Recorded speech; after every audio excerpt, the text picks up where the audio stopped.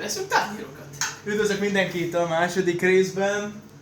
Kérem szépen barátaim, folytatjuk ám a nápolyi szendvicsünket. Így van. Első sorban ezek lesznek a tálaló tányérok. Ezekre fognak majd kerülni a szendvicsek, amiket szépen berakjuk le. Miközben ugye csináltuk a szószunkat, milyen szépnek kell lenni és szép állatnak. Látják? Mint a tegnapi szarom.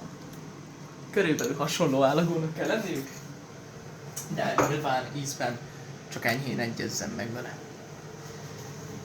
Kukkantsunk rá kicsit a rabunkra. Tessék, lássék, gyönyörű szép állagú rabot kaptunk. Most jön a legtitkosabb rész. Ezután a legtitkosabb rész.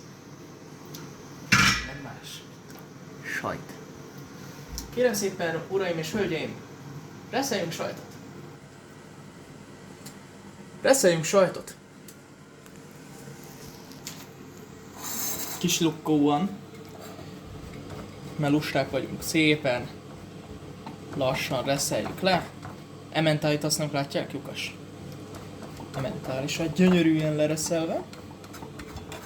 Nem sokat, nem is keveset, éppen annyit, hogy elég legyen. Nem tudom megmondani mennyit, mennyi is tudom, csak úgy szemre. Szépen lereszelünk egy kis adagot, mert tényleg nem sok, tényleg ilyen lófaroknyi. Szépen belerakjuk a mártásunkba, ez is kicsit össze fogja állítani a dolgokat. Szépen eldolgozzuk.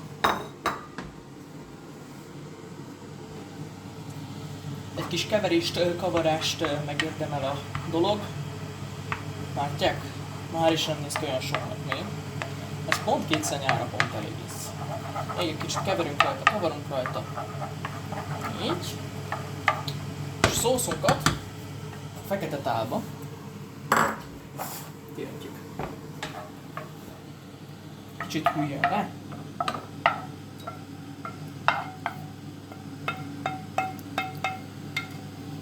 Hagyunk benne a picsába. Hagyunk benne.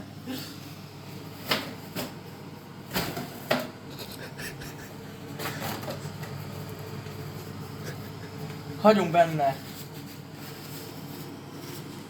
Kicsit.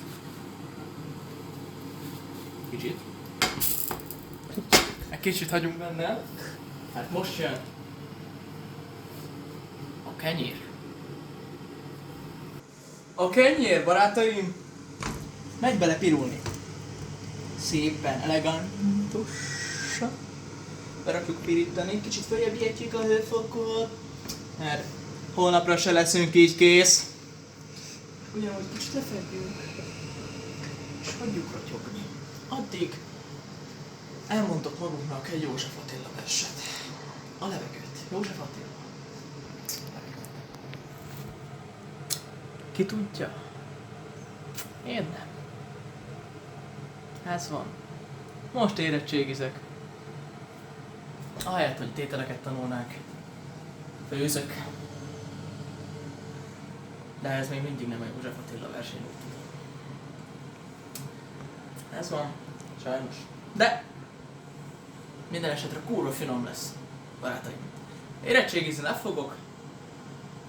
És ajánlom, tanuljatok. Már ha nem tanultok, geci hülyék lesztek. Jó tanács?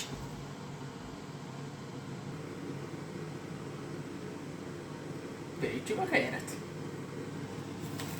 Lehet látni, még kurvára nem kezdett el pirulni, ezért egy kicsit megboxoljuk.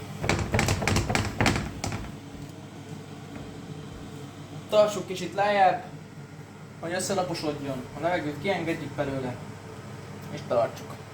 A új izomgyakorlat nem csinál semmit, de placebo.